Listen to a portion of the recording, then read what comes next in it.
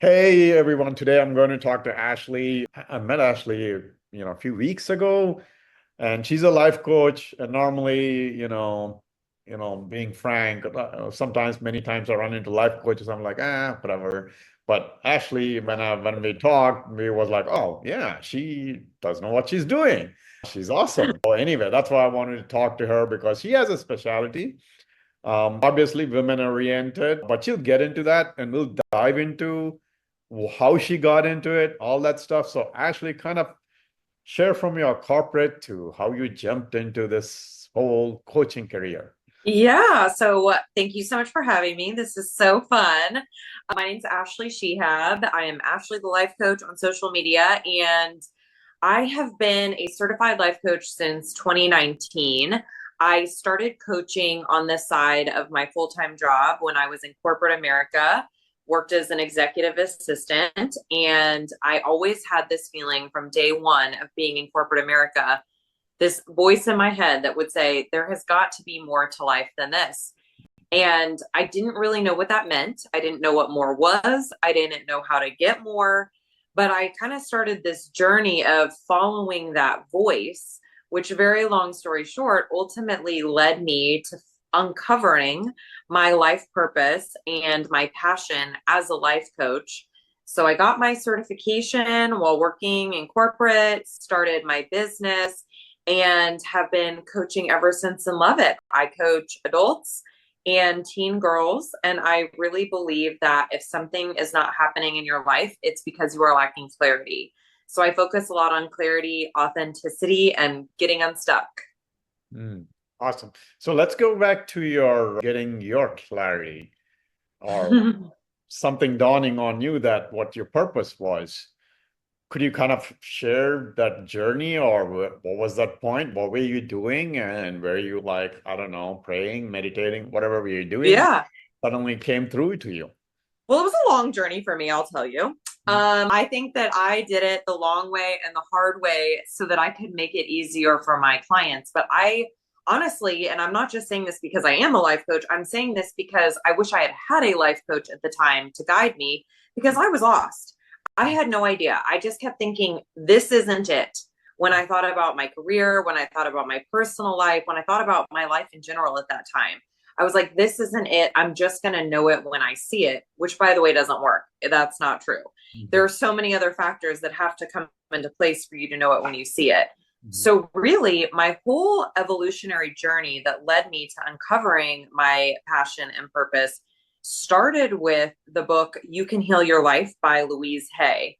I Mhm. have no idea what prompted me to pick it up and Mhm. prompted me to read it, but it really opened up this whole kind of like alternative healing modality type world Mhm. that I didn't really know existed. And then from there, I started seeing a therapist, which was a great experience. But for me, it wasn't what I needed because therapy very much takes you back to your past to help you manage your present. Mhm. And I was like, okay, well, that's nice. Like, I can understand why these things have shaped me to make me the way I am. But I was more wondering, like, okay, now what? Mhm. Now what? Where am I going? Which is life coaching. Life coaching meets you where you are and helps you to go forward. So I felt like I learned a lot about maybe my authentic self Mhm. through therapy, and then kept going with like personal growth, like books, yoga, a lot Mhm. of yoga, a lot of journaling. Mhm. And then I found life coaching. Mhm. And that was when my eyes really started to open up to, okay, this is helping me not only with the forward progress that I want, but this is it, like it's like when I found it, I just knew instantaneously this is also what I'm meant to be Mhm. doing. I had thought about actually becoming a therapist when I was in college. I almost Mhm. that almost was the route that I took. And I changed my mind. It didn't feel right. Mhm. And then around the time that I was on this personal growth journey and thinking about going back to school, I looked into being a therapist again, Mhm. and it still didn't feel right. Mhm. And I trusted that in myself because really with yoga, I think it was helped me to really understand like trusting my intuition and being present. Mhm. And so I was like, well, shoot, if it's not therapy, then what is it? Because this is the path I thought. But then it was like out of nowhere, life coaching just started falling into my lap. I think I met two life coaches like on the same day, just Mm, like bizarre coincidence. mm. Got you. Okay. So you talked about yoga, right? So, you know, again, I guess we could go into a rabbit hole. I'll try not to go into a rabbit hole because yoga has many forms. Yoga means union. So people you don't know, hatha yoga is what people think of yoga, which is the exercise yoga. So did you just do the hatha yoga, or are we talking about even like you went to meditation type of yoga? Yeah, I did it all. I went to Okay. the meditation type of yoga. I think I've tried like every single kind of yoga that is offered in the Dallas area. Gotcha. And I think at the time there was a teacher that I was going to. I think it was more of like a breath work, so Mhm. many elements of just kind of spirituality, or I don't even know what you would call it, but she would do this great messaging through at the beginning of class and at the end of class heavily, Mhm. but great messaging throughout the class. And that really just opened my eyes in a lot of ways to things that I just hadn't really thought about before. Mm, awesome. Yeah. Again, I don't want to go into rabbit holes, so I'll leave it alone because, yeah, that can happen with yoga. There's a lot of things. Yeah, basically the breath work and everything. So on Mm-hmm. to the life coach journey. So how did you pick the right option, I guess, to get into the coaching? Was there like a research you did, something struck you, same thing, similar? It was more of an intuition when you were looking at things like, okay, this is the right one for me. It was more of an intuition. I mean, I did research to just see, okay, what is the path I want to go? What are my options? But Mhm. then when it actually came to choosing the school that I wanted to go to and the certification I wanted to get, it felt right. Mm, And one of the biggest things I personally have learned on my personal growth journey is that my intuition is always talking to me, and she's loud and mhm, she wants me to hear her. And she is always right 100% of the time. mhm, And so I've really learned how to tap into my intuition and to really tone down the overthinking, which is something I help my clients do, because a lot of my clients, they just get so lost in their heads. mhm, You know, if I said to you, tell me 5 reasons why you should do something and 5 reasons why you shouldn't, your brain would be able to come up with evidence for both sides of the coin. And mhm, so that just is maddening. Like, you can think yourself crazy. mhm. So it's the intuition that guided me then and guides me now, and I'm so glad I found it. And I'll tell you, every time I have not listened to her, things did not go well. Mm. Got you. So could you like give I guess the audience a sample of how you get the intuition? Is it more of a voice or it more of a feeling? How do It's a you? good question. For Mhm. me, it's a feeling. Okay. It's a very much a feeling. I know that for other people, it can be different things. It can be a voice, Mhm. different things. But for me, it's like it's just this thing of like, okay, this is making me feel a kind of way. What is this? Like, I always start to tune in. Like, even doing this podcast, like meeting you, I'm like, oh, I feel like we vibe. I feel like that we have similar interests and similar conversation, that kind of thing. It's like I just trust that, and we have had great conversations, and that is clearly true. Mhm. Then there's other things that maybe come up in my life where I'm like, well, this just feels off. Mhm. And if I really tried to think about it, Mhm. I would probably talk myself out of it feeling off. Like, I'd be like, oh, well, it would make sense if I did this, or this could be a good opportunity, or this, that. And but really it's like it's that feeling, and sometimes that feeling isn't necessarily logical. Like, there's nothing like actually like in your head behind the feeling, but I've come to know I have to trust it, because it is, yeah, Mhm. it's always right. And if I am ignoring it, or if I don't understand it, it brings up anxiety feeling, Mhm. it brings up inner turmoil feeling. So just easier for me to go ahead and explore it, contemplate it, listen to it, follow it. That's a great point. I agree with you completely. That's how I get it. I mean, I can go a little bit deeper. Recently, something happened, and while meditating, I had the vibe, and sure enough, it turned out to be true. It was a tragedy, but still, when you start meditating, you're getting into that. Very, very true. And when I ignored, especially in the business cases, I was screwed. So don't Same. ignore. Yep. So anyway, now let's get into your special. So you shared, how your thing is finding somebody essentially, mission, whatever, and also about, with especially working with people who are in going through separation, whatever it is, Mm. divorce could be just, some kind of, troubles within their relationship. So kind of share how is it you go into that? Like, how do you deal with that? I know it's mostly women, that's their specialty, but hey, men can, come to you too. So, Mostly women, but I actually have a good number of men as well who I see. I just think generally, very generally speaking, women tend to seek this out probably more readily than men do. But I have honestly been very impressed mhm, with the fact that I do have so many male clients. And if there are ladies listening, just know, see, this gives you hope. Men are working on themselves. Like, this is a positive.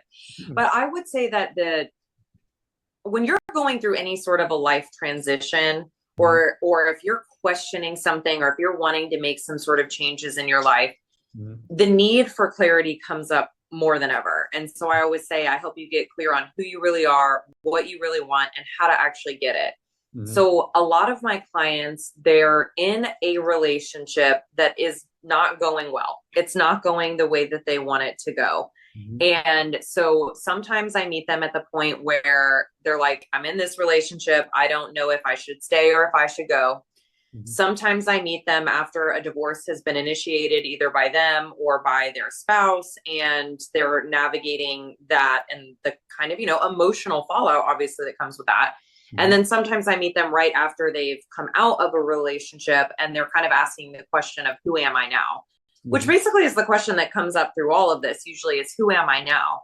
mhm, So I think when it comes to working with a woman or a man who's going through a relationship change, separating, dealing with infidelity, mhm, getting a divorce, there's a lot of emotional processing that needs to be done so mhm, that they can it's like we only have so much energy. mhm, And so if all your energy is going to emotional processing, there's not a whole lot of energy left to see other things. mhm, So we kind of clean up that emotional processing to free up energy so that they can start to look at, well, what are their patterns here? What are their beliefs here? What is their part in this? We mhm, can't control the other person, but we can control ourselves and how we're showing up. mhm, And then depending on where they are in the whole process, just helping them to kind of answer the questions of what does come next, what mhm, feels right to you, what do mhm, you see for yourself, kind of going through the journey with them. This mhm, It's a hard journey. mhm, Ending a relationship, a marriage, a serious committed relationship is like a death. There's so many deaths. It's the death of a relationship, it's the death of who you were, it's the death of who you thought the other person was, it's mhm, the death of the future you imagined together. So there's so much loss and there's so much grief. mhm, And I really feel blessed to be able to go through that with people, to help them to know that they're not alone and they don't have to figure this all out themselves, and that we can get them through this and also help them to come out the other side, mhm, as to where if they decide to continue the relationship, it's actually going to thrive instead of being difficult. And if they decide to end the relationship and one day they want to be with somebody else, we're going to break the patterns so that the next time they're in a relationship, it is more aligned with what they want. And they're not coming at it from a place of trauma, from mhm. a place of limiting beliefs, which is often what we are doing in a relationship. Awesome. There's a lot in there. Again, Mhm. I said I promise not to get into rabbit holes. Not going to, but just if I'm going to ask you this, have you ever heard of Esther Perel and ever listened to her? I have heard of Esther Pearl, but I'm not placing Esther Pearl right at this moment. Okay. So anyway, so I was just listening to her. I've listened to her multiple times. There's something you mentioned that kind of brought up that for me was she was talking about different stages we go through. Everybody goes through. Some people go in the same relationship, different stages, but many people usually end up ending one relationship and starting a new one, and that becomes a different stage in their life evolution of themselves. So anyway, having said that, is that what you kind of talk to them about? Like, hey, going through a phase, how do you help them through that? I guess what is your experience and in dealing with your people or yourself or whatever the case is? I mean, my kind of observational experience with relationships is that everybody has a pattern. Hmm. And everybody, for the most part, is playing out subconscious beliefs based on what they saw, like in their own families or societal expectations or whatever. And they also have limiting beliefs at play here as well. And oftentimes, these are very unconscious. People don't realize what they're doing. Mhm. And oftentimes, people are really trying to get needs met through from another person Mhm. that they need to be meeting themselves within themselves. Mhm. So it's almost like we show, like, if I show up to a relationship and I have all these holes in myself Mhm. that I'm expecting my partner to fill, that's Mhm. not going to go well. Mhm. I have to fill those holes in myself and show up with my partner as a whole person. And then he can then be like the cherry on top of the ice cream sundae, the sprinkles on top. He's Mhm. adding to my life. He is not fixing it. He is not making it any sort of way. Mhm. Yeah, I That, feel like you get this. that's perfect, right? That's where I was going to, I guess, getting the rabbit hole there. But that's a perfect way to put it. Here's, the question, how do you tell people or meet people? Because you put a perfect explanation. Maybe I'm going to a little bit twist it to maybe complete it, right? Many people talk about soulmate or somebody completing them. What do you say about that, right?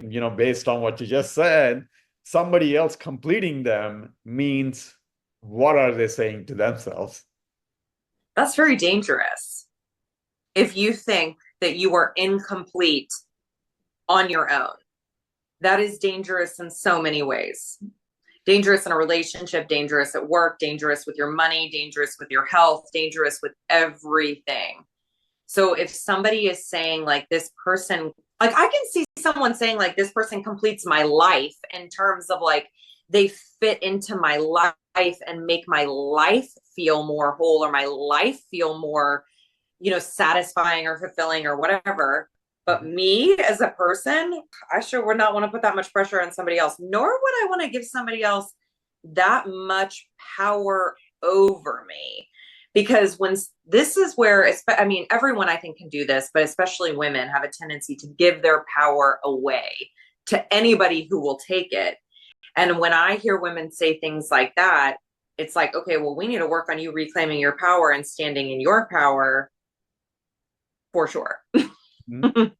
That's a great way to put it. Yeah, no, I see that, I've had some conversations with people, people resist that, like, oh, there's a soulmate. And I'm like, well, why are you not complete? Why do you need somebody else to complete you? But Yeah. anyway, sorry, you wanted to say something? No, I totally agree. I just totally agree. It's just interesting. Like, I feel like it's something that came out of movies or something and was supposed to be like, oh, it's so romantic. And it's like, no, No. like two whole people are coming into this relationship, not like two half people or one half person and one whole person. Awesome. Well, let's jump on to the other topic of finding clarity, right? So for yourself, you went through the journey and do that. What is I mean, I guess you can't explain everything, obviously. What are the few simple steps you normally try to take people through to find their clarity? How do you approach that essentially? Yeah. So we're going to just kind of speak on like a high level term here, but So, I think first with finding clarity, we have to actually kind of stop, like similar to meditation or something like that. mm, Stop, be still, be present, and look around and kind of take inventory of where you actually are in your life because so many of us are just running. mhm, It's like if you're running all the time, you have no idea where you actually are. And mm, if you stop running, not only can you take in your surroundings, but mhm, that allows anything from your past that needs to be seen to kind of catch up with you so mhm, you can look at it all. So it's basically, we need to kind of slow you down, get you out of your head, mhm, and get you back into your feeling body so mhm, that we can start to identify what is here. Like, what is your belief system? What is your mindset? What are you doing in the day to day? What makes you feel alive? mhm, Just it's kind of a mix of healing, mhm, a mix of exploration, and mhm, a mix of magic. mhm. Well, okay, magic. Well, let's get a little bit into that then. what do you mean by that? Like what is the magic ingredient, I guess?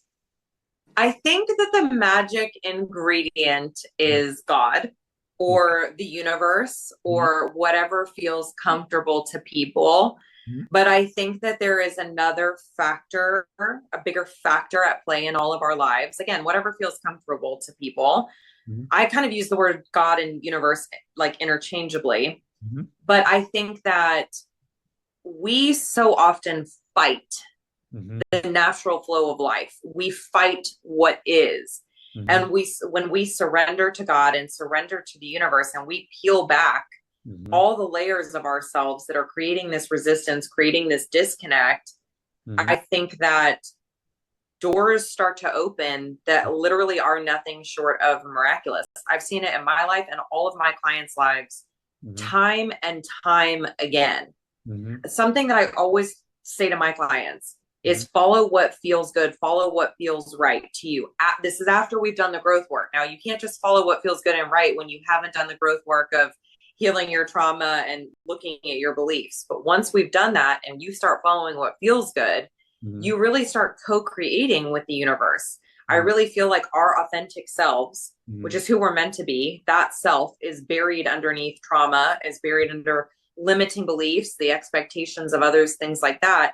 And when we can tune back into that authentic self, I believe that that authentic self is directly connected to Mhm. universal intelligence, to the divine, to whatever you want to call it. But Mhm. there is some energetic factor out there Mhm. that we can start working with. And I feel like that's really where the magic comes in.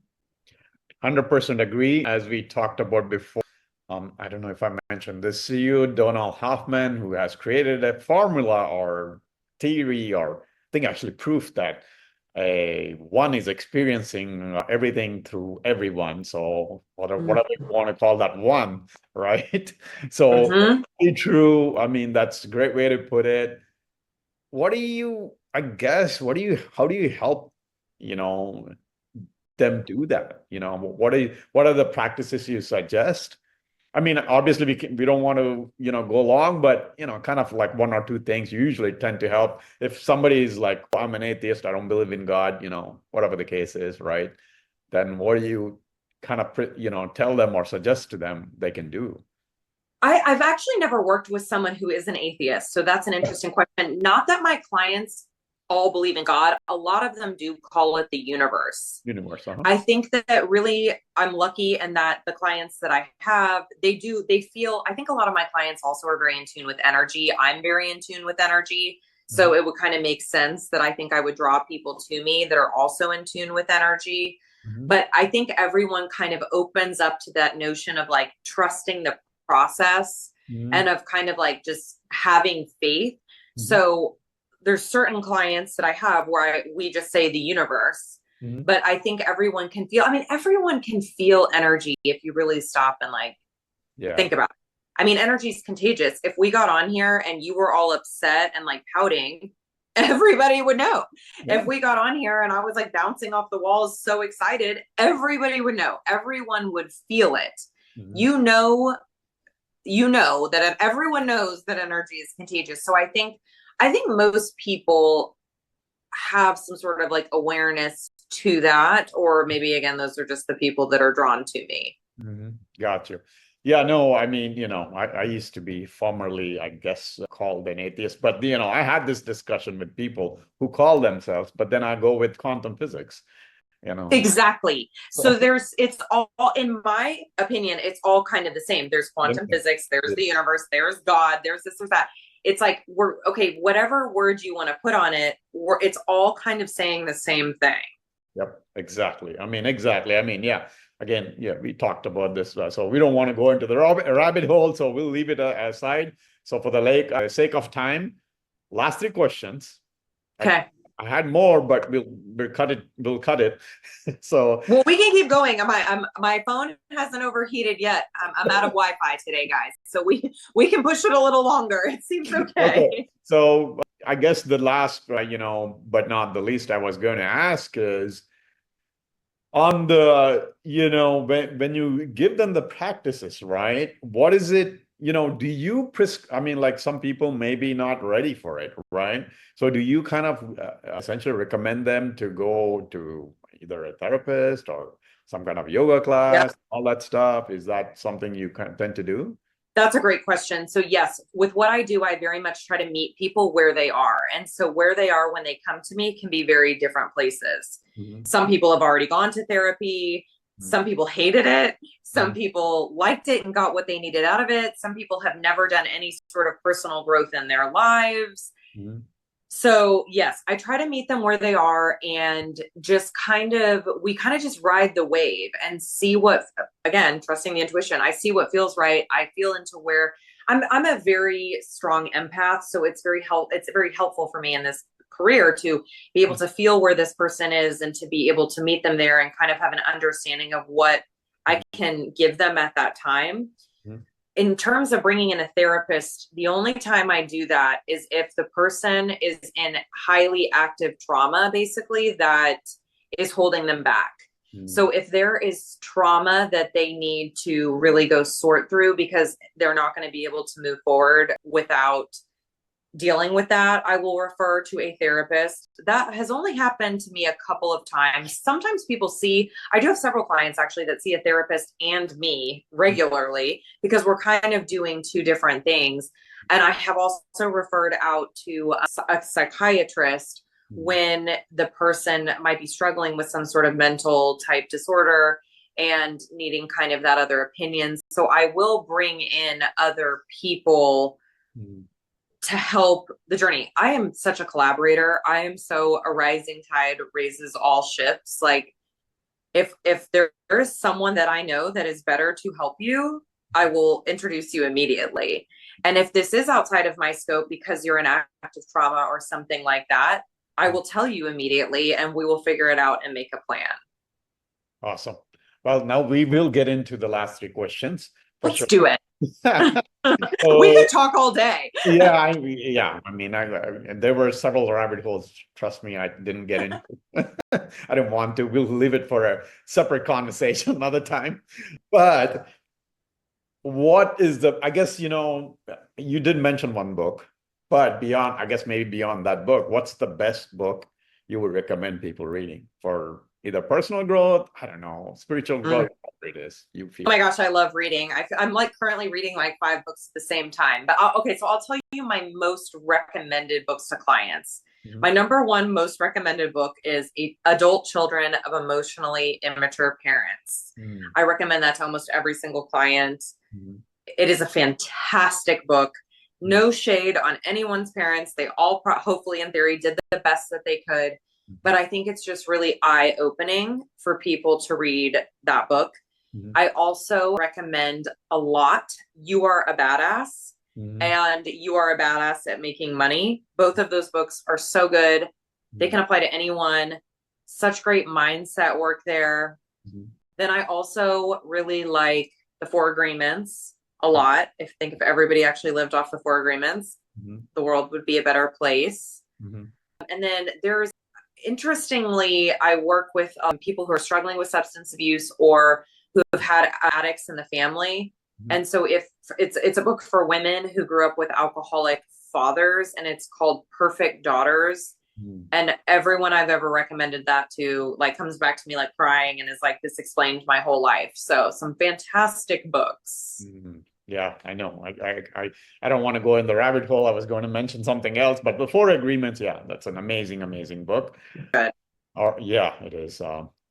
Anyway, well, second last question is what inspires you to get up and do what you do every day? Although I guess people listening to you probably figured that out, but anyway, please It share. just feels so good. It feels so good Mhm. to watch people do what they think is impossible. Mhm. I mean, it is so like words cannot describe. Like I feel like it's like sunbeams just coming out of my body to just see people I can see their energy literally move Mhm. and then their entire lives change and they're so mind blown and I just feel so Mhm. deeply Mhm. honored Mhm. that I feel God gave me this gift, that God made me to do this. And I just feel honored that people trust me to be in this journey with them, Mhm. to help them change their lives, to help them to feel better, to help them to get whatever it is that they want. I mean,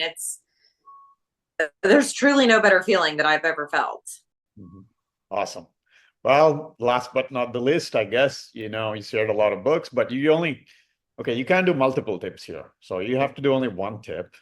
All right, one tip that has worked for you or others. I mean, Okay. personal, professional, sorry, it doesn't matter. So one tip Okay. here. One tip that like something to live by or something to start Doesn't- implementing. it is whatever you feel the best, it has helped you maybe, recently. That's the thing that you got, like that probably will help others too. The other day, I read this quote, and I want to say that it was by Joe Dispenza, and I'm going to kind of butcher it, but I think that what it said, it said something at least along these lines. This may not be a direct quote. Mhm. Said, "The mind thinks, but the heart knows." Mhm. And I was like, golly, if everybody just ran with that, Mhm. if everybody got out of their heads and into their hearts, if everybody stopped, because it's your head that self sabotages you, it's your head that messes everything up for you and blocks your happiness. Mhm. So if we got out of our heads and into our hearts, like, I feel like the world it would be heaven on earth. Mhm. That's awesome. I would go into a rabbit hole there, but I'll leave it alone. There's so much you want to say. I can feel it. Yeah, I can feel, yeah, I'm feeling it, but I'm not going to, that's your thing. But here's what I will say. Like, as you can see, Ashley is, knows what she's doing and she's passionate about what she's doing. And most of all, here's my, kind of input, right? Like I mentioned, I meet life coaches and all many times. What I see is, no offense to some of them, but I don't see their life any changing anything. So I don't know who they're coaching, where they're coaching. So that's Maybe what. it's business. Maybe they're like business mentors. Yes, I don't business. know. Yeah. I mean, they think they know what they're doing, but they're not evolved themselves. So that's why, I kind of wanted to talk to Ashley and share it in podcast. But that's why I would recommend talking to her, and especially Thank you're you. and looking for that. So I would highly recommend, and I'll be sharing whatever social media. I think she's mainly on Instagram. I know we are connected on LinkedIn, but you're barely on LinkedIn, I think. So, but I'll be sharing whatever social media she has, and you can reach out to her. And Ashley, thanks for taking the time. Thank you so much. This was so much fun.